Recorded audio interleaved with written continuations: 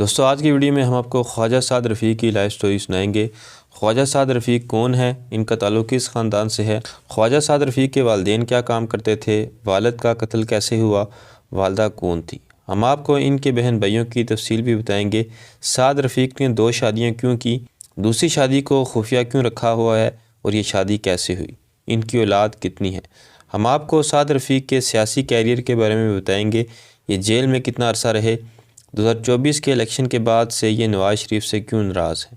یہی موضوعات ویڈیو میں ڈسکس کریں گے۔ چلتے ہیں ویڈیو کی طرف۔ خواجہ سعد رفیق کے دادا خواجہ عبداللہ کا تعلق مقبوضہ کشمیر کے علاقے اننت ناگ سے ہے۔ وہ ایک محنتی انسان تھے اور امرتسر میں مقیم ہو گئے تھے۔ ان کا تعلق ایک متوسط طبقے کے کشمیری گھرانے سے تھا جو تجارت یا چھوٹے کاروبار سے وابستہ تھا۔ انہوں نے اپنے خاندان کے ہمراہ کشمیر سے امرتسر ہجرت کی تھی جہاں خواجہ محمد رفیق پیدا ہوئے۔ ان کی دادی کے بارے میں زیادہ تذکرہ نہیں ملتا سوائے اس کے کہ وہ ایک روایتی کشمیری خاتون تھی۔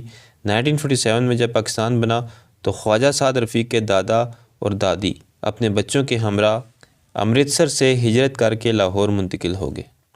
یہاں انہوں نے لوہاری گیٹ اور گوال منڈی کے علاقوں میں رہائش اختیار کی جو اس وقت کشمیری مہاجرین کے گڑھ سمجھے جاتے تھے۔ سعد رفیق کے والدین کون تھے؟ خواجہ سعد رفیق کے والد خواجہ محمد رفیق پاکستان کی سیاسی تاریخ کا اہم حصہ تھے۔ وہ 1927 میں امرتسر میں پیدا ہوئے۔ انہوں نے امرتسر سے ہی تعلیم حاصل کی اور جوانی میں ہی تحریک پاکستان کا حصہ بن گئے۔ خواجہ محمد رفیق قائد اعظم کے سچے سپاہی تھے۔ قیام پاکستان کے بعد انہوں نے ہمیشہ جمہوریت کا ساتھ دیا۔ وہ صدر ایوب خان کے دور امریت کے سخت نقاد تھے اور انہوں نے محترمہ فاطمہ جناح کا ساتھ دیا۔ خواجہ صاحب 20 دسمبر 1972 کو شہید ہوئے۔ وہ لاہور میں اپوزیشن کے ایک بڑے جلسے کی قیادت کر کے واپس جا رہے تھے۔ اسمبلی ہال کے قریب کوپر روڈ پر نامعلوم افراد نے ان پر فائرنگ کی جس کے نتیجے میں وہ شہید ہو گئے۔ ان کے خاندان نے قتل کا الزام ذوالفقار علی بھٹو پر لگایا تھا۔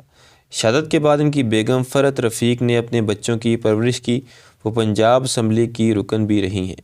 انہوں نے مشرف کے دور امریت میں جب ان کے بیٹے قید تھے تو ایک بہادر ماں کی طرح ان کا مقدمہ بھی لڑا اور سڑکوں پر احتجاج کیا۔ شریف خاندان بیگم خورشید رفیق کا بے حد احترام کرتا تھا۔ نواز شریف انہیں اپنی ماں کی جگہ سمجھتے تھے اور یہی وجہ ہے کہ خواجہ برادران کو مسلم لیگ نون میں ہمیشہ ایک خاص اور معتبر مقام حاصل رہا ہے۔ بیگم خورشید رفیق 2017 میں طویل علالت کے بعد انتقال کر گئی تھی۔ بہن بھائی خواجہ سلمان رفیق، یہ خواجہ سعد رفیق کے چھوٹے بھائی ہیں۔ یہ بھی پاکستان مسلم لیگ نون کے سینئر رہنما ہیں اور پنجاب کے صوبائی وزیر صحت کے طور پر خدمات انجام دے چکے ہیں۔ دونوں بھائی اکثر سیاسی میدان میں ایک ساتھ سرگرم نظر آتے ہیں۔ بہنیں خواجہ سعد رفیق کی 3 بہنیں ہیں جو عموماً سیاسی منظر نامے سے دور رہتی ہیں۔ خواجہ سعد رفیق کی ابتدائی زندگی۔ خواجہ سعد رفیق 4 نومبر 1962 کو لاہور میں پیدا ہوئے۔ خواجہ محمد رفیق کو لاہور میں ایک سیاسی جلوس کے دوران شہید کر دیا گیا تھا۔ اس وقت سعد رفیق کی عمر محض 10 برس تھی۔ خواجہ سعد رفیق نے اپنی ابتدائی تعلیم لاہور سے حاصل کی۔ انہوں نے گورنمنٹ MAO کالج لاہور سے 1984 میں BA کیا۔ 1986 میں انہوں نے پنجاب یونیورسٹی سے پولیٹیکل سائنس میں MA کی ڈگری حاصل کی۔ پہلی شادی۔ ان کی پہلی شادی غزالہ سعد رفیق سے ہوئی۔ وہ نہ صرف سعد رفیق کی شریک حیات ہیں بلکہ سیاسی میدان میں بھی ان کی مضبوط ساتھی رہی ہیں۔ وہ 2008 سے 2013 تک مسلم لیگ نون کی نشست پر پنجاب اسمبلی کی رکن رہ چکی ہیں۔ پہلی شادی سے خواجہ سعد رفیق کے 3 بچے ہیں، ایک بیٹا جس کا نام خواجہ اسد رفیق ہے، 2 بیٹیاں۔ ان کی بیٹیوں کی شادی کی تقاریب ماضی میں لاہور میں کافی شہرت اختیار کر گئی تھی جن میں ملک کے اعلیٰ ترین سیاستدانوں نے شرکت کی تھی۔ دوسری شادی۔ خواجہ سعد رفیق کی دوسری شادی ڈاکٹر شفق ہیرا سے ہوئی۔ یہ شادی کافی عرصے تک میڈیا اور عوامی نظروں سے پوشیدہ رہی۔ میڈیا رپورٹس کے مطابق یہ شادی 2016 یا 2017 کے آس پاس ہوئی تھی لیکن اس وقت اس کی باقاعدہ تصدیق نہیں کی گئی تھی۔ اس شادی کا باقاعدہ اور قانونی اعتراف جون 2018 میں ہوا جب خواجہ سعد رفیق نے عام انتخابات کے لیے اپنے کاغذات نامزدگی جمع کرائے۔ الیکشن کمیشن کے قوانین کے تحت امیدواروں کے لیے اپنی تمام ازواج اور اثاثے ظاہر کرنا لازمی ہوتا ہے۔ چنانچہ انہوں نے اپنے حلف نامے میں ڈاکٹر شفق ہیرا کو اپنی دوسری اہلیہ کے طور پر درج کیا۔ ڈاکٹر شفق ہیرا PTV پر کئی سالوں سے نیوز اینکر اور ٹاک شو ہوسٹ کے طور پر کام کر رہی تھی۔ بتایا جاتا ہے کہ اسی پیشہ ورانہ وابستگی کے دوران ان کی ملاقات خواجہ سعد رفیق سے ہوئی، جو اس وقت وفاقی وزیر ریلوے تھے۔ میڈیا رپورٹس کے مطابق جب 2018 میں خواجہ سعد رفیق کی دوسری شادی کی خبر منظر عام پر آئی تو پہلی اہلیہ غزالہ سعد رفیق کی جانب سے ناراضگی کا اظہار کیا گیا۔ اس وقت یہ خبریں بھی آئی تھیں کہ انہوں نے احتجاجاً سیاست سے کنارہ کشی اختیار کر لی ہے۔ سیاسی کیریئر: سعد رفیق کی سیاسی تربیت ان کے طالب علمی کے دور سے ہی شروع ہو گئی تھی۔ انہوں نے 1980 کی دہائی میں MSF کے پلیٹ فارم سے ایک طالب علم رہنما کے طور پر اپنے کیریئر کا آغاز کیا۔ 1990 کی دہائی میں وہ عملی طور پر مسلم لیگ نون کے ساتھ وابستہ ہو گئے اور بہت جلد پارٹی کے اہم رہنما بن کر ابھرے۔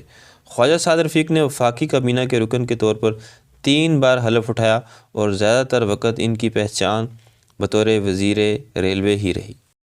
جیل: ان کی سب سے طویل قید دسمبر 2018 میں ہوئی، جب نیب نے انہیں اور ان کے بھائی سلمان رفیق کو گرفتار کیا۔ نیب کا الزام تھا کہ وہ پیراگون سٹی نامی ہاؤسنگ سوسائٹی کے اصل مالکان ہیں اور انہوں نے اس منصوبے میں مالی بدعنوانی اور اختیارات کا ناجائز استعمال کیا ہے۔ وہ تقریباً 15 ماہ تک قید میں رہے اور مارچ 2020 میں سپریم کورٹ نے ان کی ضمانت منظور کرتے ہوئے انہیں رہا کرنے کا حکم دیا۔ عدالت نے اپنے فیصلے میں نیب کے طریقہ کار پر تنقید بھی کی تھی۔ جنرل پرویز مشرف کے دور حکومت میں سعد رفیق کو کئی بار جیل جانا پڑا۔